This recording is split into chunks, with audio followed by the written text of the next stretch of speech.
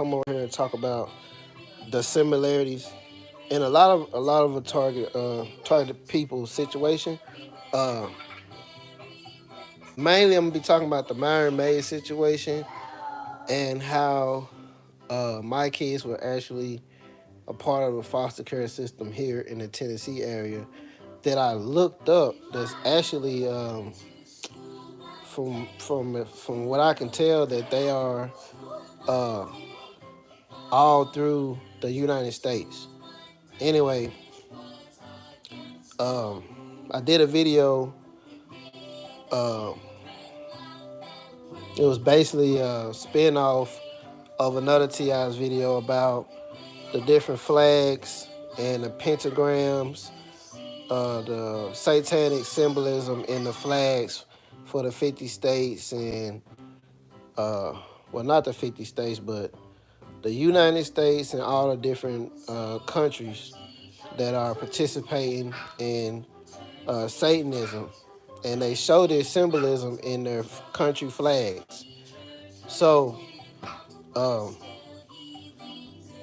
basically, when I went and looked up the foster care facility that my children were in, is this place here, Omni Vision of Cleveland. Okay, and like I said in the previous video, um, these people were very, very mischievous. You know, from what I noticed, the story. If you want to hear the story about what happened between me and the foster parents prior to me getting my sons back, there was a conversation that I documented on my YouTube channel about how the lady basically gaslit me and tried to get me to argue with her about my sons, blaming me, saying that I put my hands on them when I never did. And I believe this was part of remote neural monitoring. When my son, he jumped off the bed for no apparent reason. And this is something that I found that they actually do with remote monitoring, is where they can make you do stuff without your knowledge. You know what I'm saying? And actually, uh,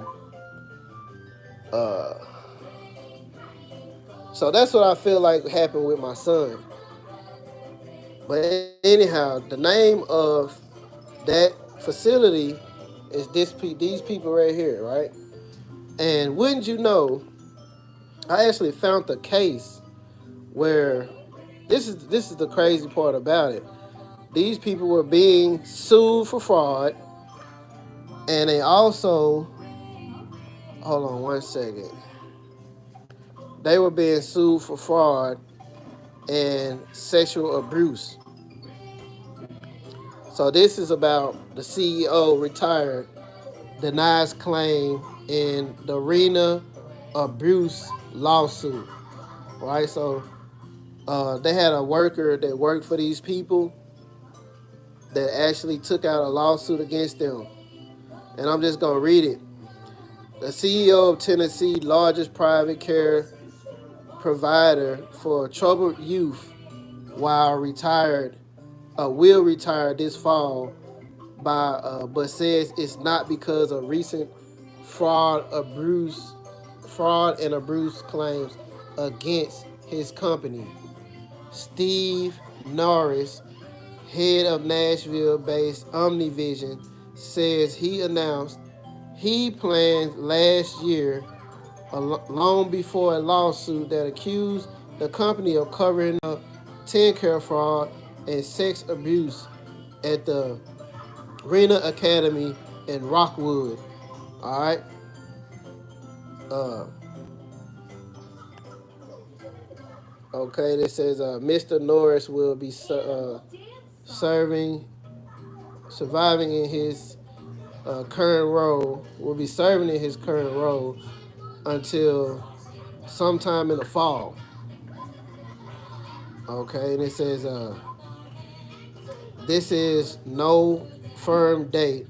At age 72, and after 44 years of working, he decided he would like to slow down a bit. He remained confident in our we remain confident in our position regarding the case. Of course, they're gonna remain confident in their case because the young lady who filed the lawsuit, most likely she's probably uh, being targeted as we speak because this was article was written around 2016.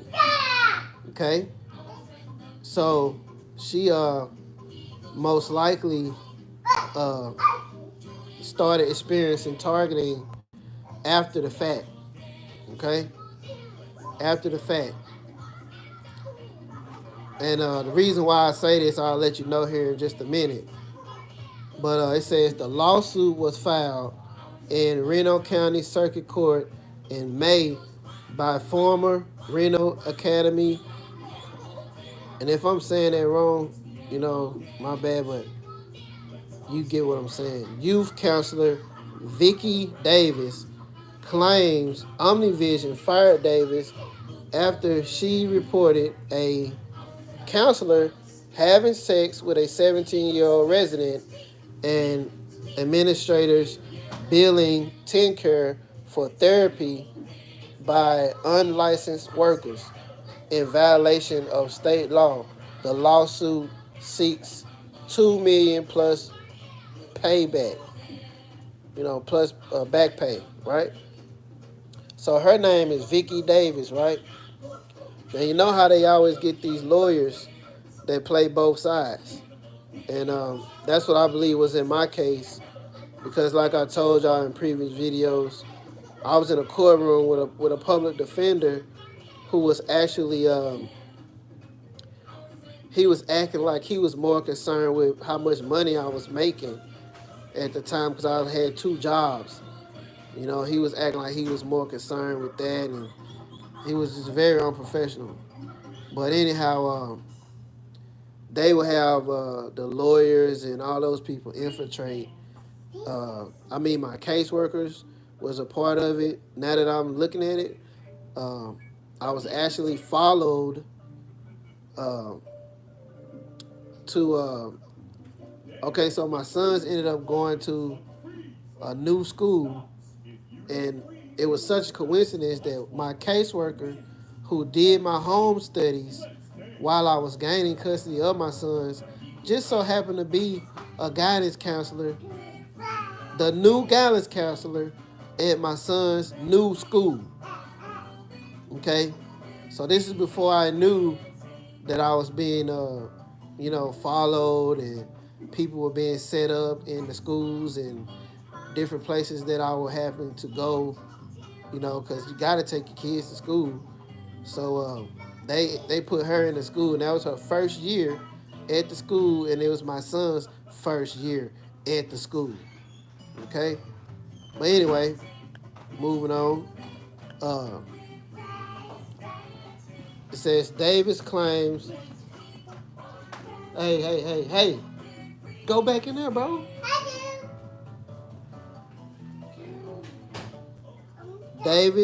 Davis claims apparently Davis claims apparently helped kick off probes of the center, which offer housing and treatment to troubled boys ages 12 to 17 by the Tennessee Bureau of Investigation and the State Department of Children's Service. The center fired her in March. Okay, and another thing that I found interesting about this, where it says these kids are troubled boys, right? Age 12 to 17. Listen, man, when I tell you guys that I was in group homes for the majority of my teenage years, I'm not kidding. And I was in these places. Okay, I was in these type of places It wasn't a foster home, but it was a youth group that I used to be in. And I witnessed all this type of stuff happening at those youth groups. Okay, I actually knew one of my one of the boys who I was in there with. He was having sex with one of our dorm parents, and actually what happened was she was letting us uh, get her car. We were supposed to be in the facility, but she would let us drive her car, like joyride her car. And we got pulled over by the police, because we some little young boys driving a car. And at the time, it didn't dawn on me. But what it was they was trying to set one of us up. And the staff parent, she uh, she didn't take the blame for it. She actually said that we stole her car.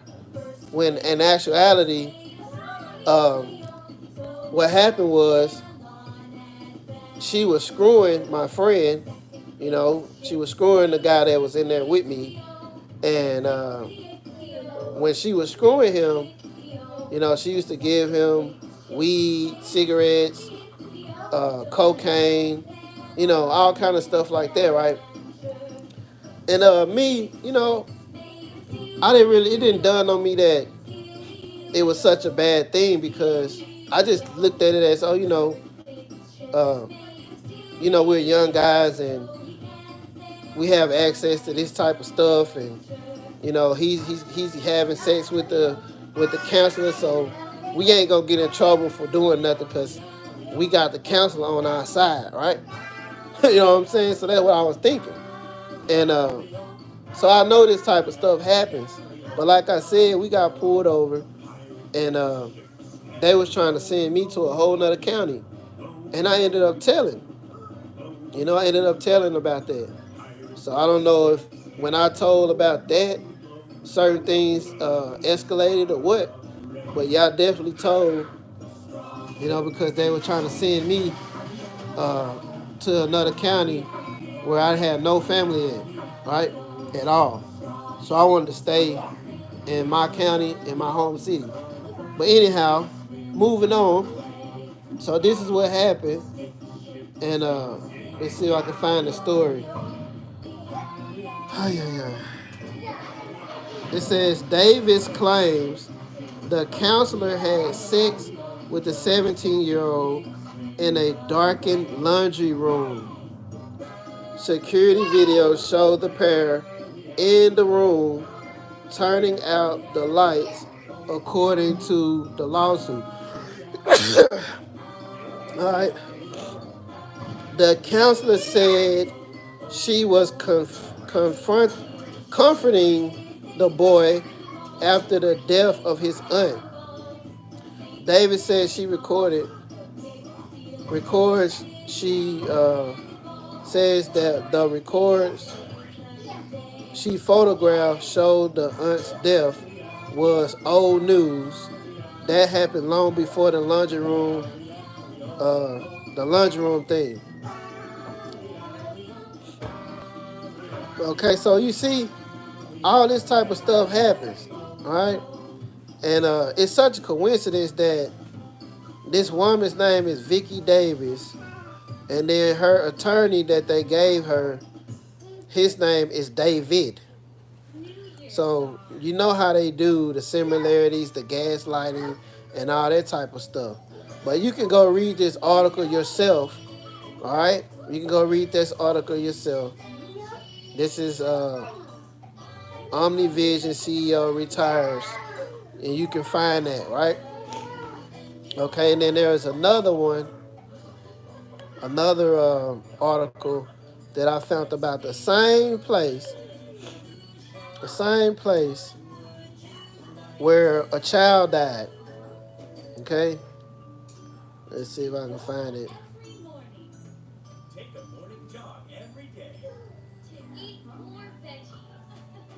Let's see.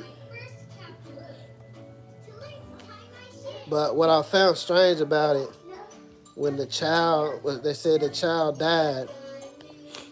Uh, let's see.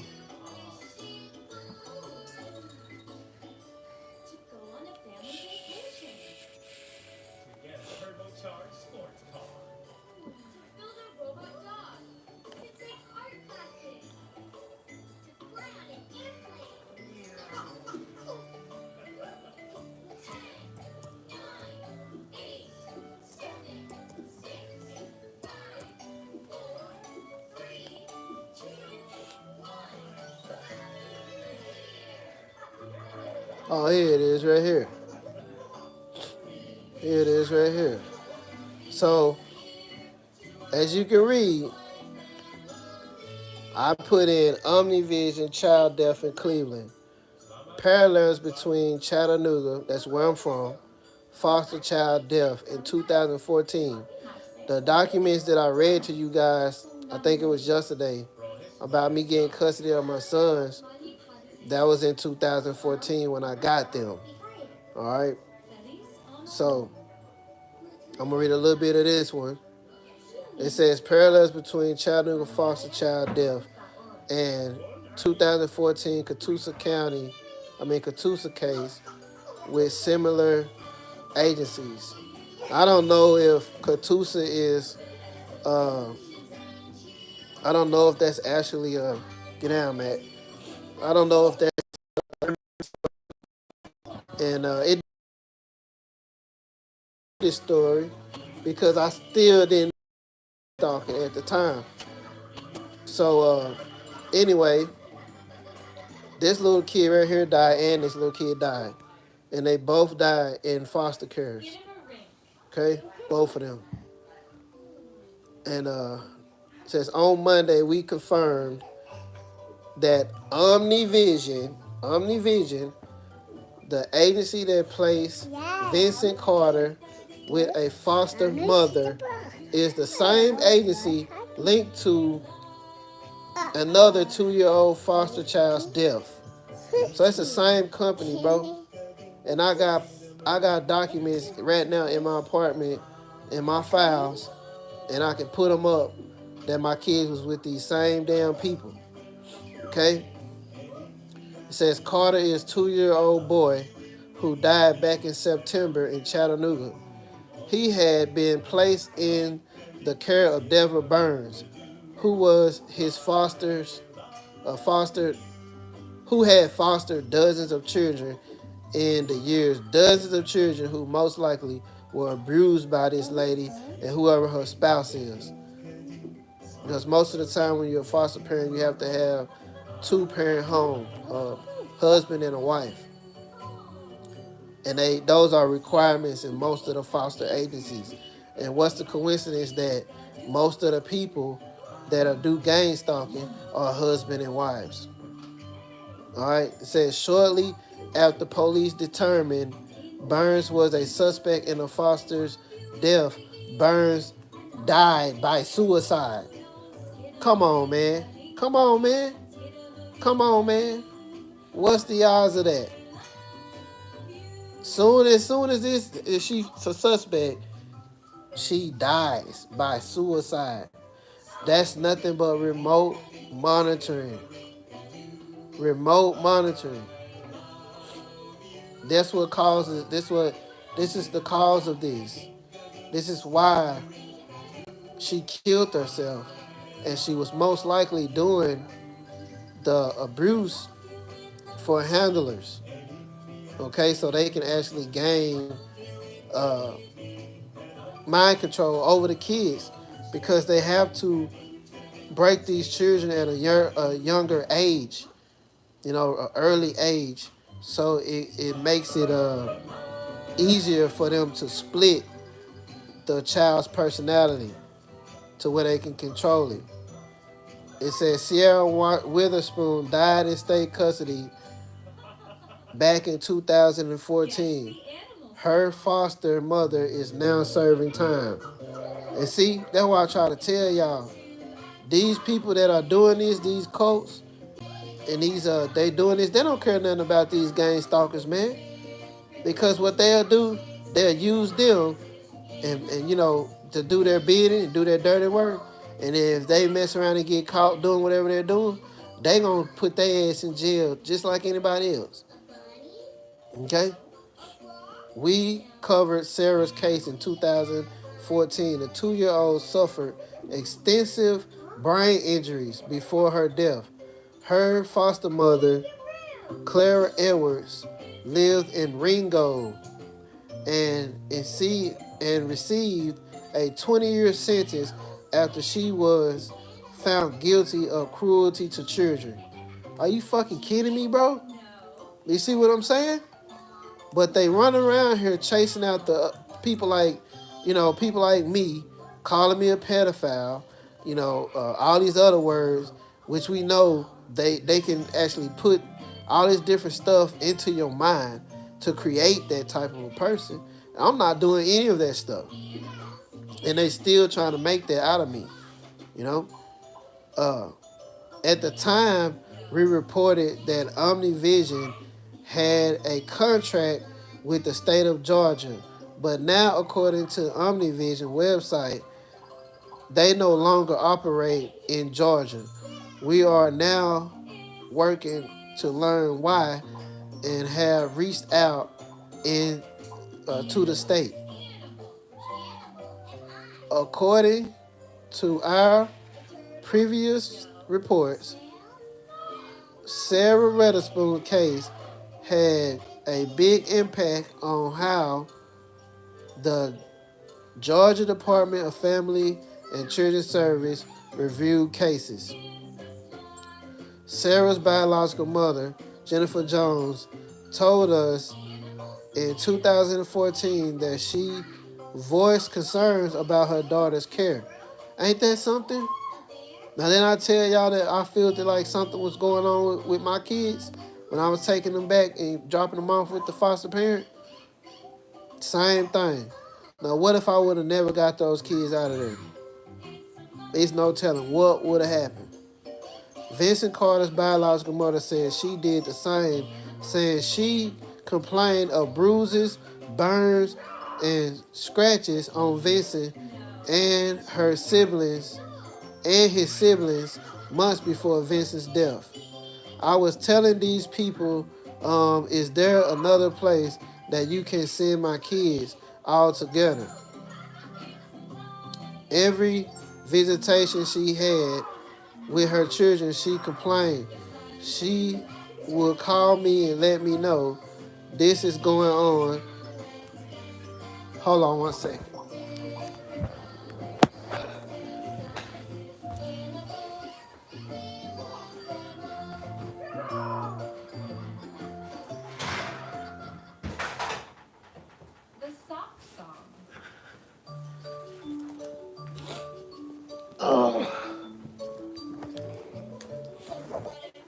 Okay. What? I'm sorry. I said on your hand. I'm sorry. Let's see. It says every visitation she had with her children, she complained. I don't need that. Put it down. Okay? Stop that. Don't do that. Give me that. Let it go. She would call me and let me know this is going on and this is going on. She would always complain because so and so had scratches, or so and so had scratches, or a bump, says Janiyah Carter, Vincent Carter's grandmother. Wow. Brentwood-based attorney Connie Regal has pushed for changes to Tennessee foster system for years. She believes more oversight is needed for foster parents and fostering agencies. So, you see what I'm saying? All of this stuff was happening to my sons. I can tell the way that they was acting. They was acting like every time they see that dad, like it was something bothering them, and they start crying. I'm like, why is my kids crying? when they see this man. You know, my kids don't cry when they see me or anybody else. So why is they crying when they see this man? You know? And that's what I noticed. And I would sit there and I would watch him drive off with my kids. And he just always had this real jacked up attitude toward me. This is before the wife accused me of doing, uh, she accused me of, what did she accuse me of? Oh, she said I hit my son, which never happened. My son jumped off his bunk bed.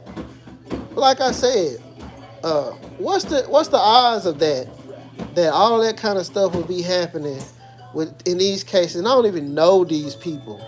I don't know these people. And this one little boy is from my hometown.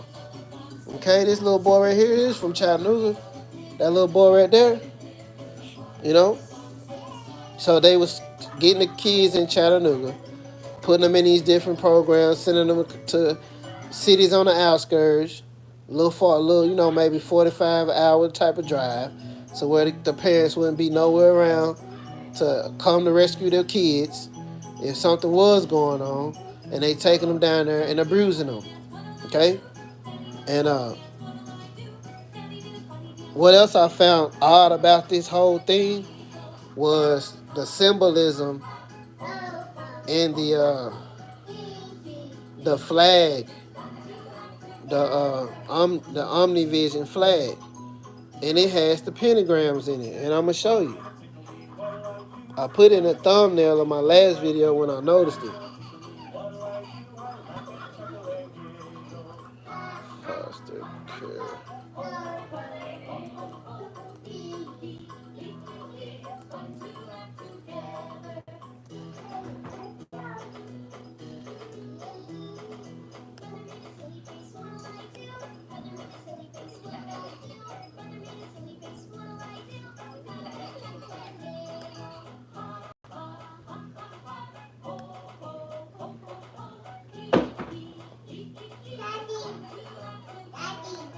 What?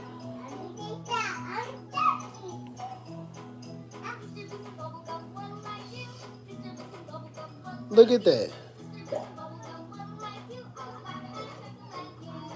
There's the pentagrams, two of them, and then there's the crescent moon right there, and it has the sun. It's like a sun horizon. That's like a sun horizon right there. See that?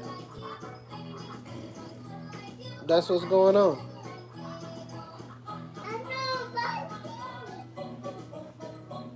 So I found that very strange that they would have those symbols in that. And then another thing I noticed, Omni Vision. You know that they are all mocking God. All of them, they're mocking God all the time. And God is omnipresent, because he's all seeing. So why is it says omnivision? Omnivision, okay? Just like omnipresent, okay? Which is nothing but talking about remote neural monitoring. Omnivision, omnipresent, remote monitoring. They act like they're God because they see everything, okay? But what they are is they're the damn devil, That's all it is. And in the end, it tells you that Satan, he's gonna be as God. Satan is. He's gonna be like the Most High, but he's not. Omnivision. This is what they take these kids and they do to them. They take them and put them in these damn places. And they abuse them. You see what I'm saying? Look at that. And then another thing I noticed in their approach, where they their qualities and stuff, where they were talking about all the things that they do. It says can be married, single, or divorced. May or may not have children. Can own or rent homes. And wait a minute, it was something else that I seen that caught my eye.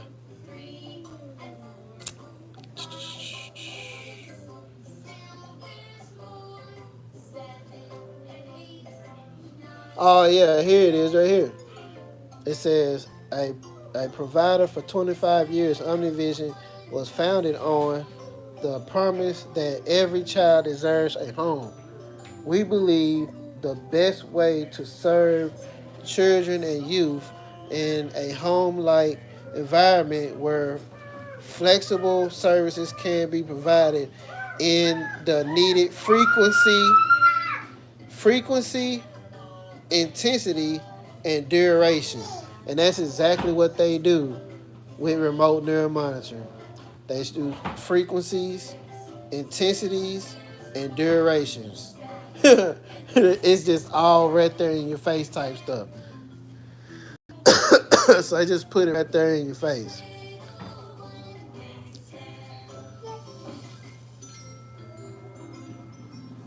And they talking about uh, uh, children in state custody due to abuse, neglect, intensive medical issues, and significant behavior and emotional needs.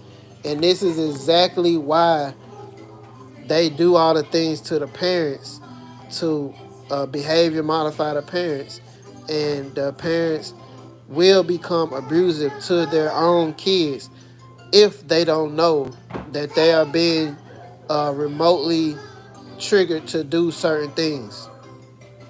Flat out. So that's what this is about. This whole thing is about uh, them doing these things to these kids, and then they want to turn around and make it as if we're, uh, Satan's children and all that stuff. Man, these kids will be normal kids if these people wasn't doing remote neural monitoring, sending frequencies to their head, got them, acting out, doing things like that. That's why the kids are acting out, because it's some idiot that stays close to them that's doing stuff to their parents and doing stuff to the kids. That's what's happening.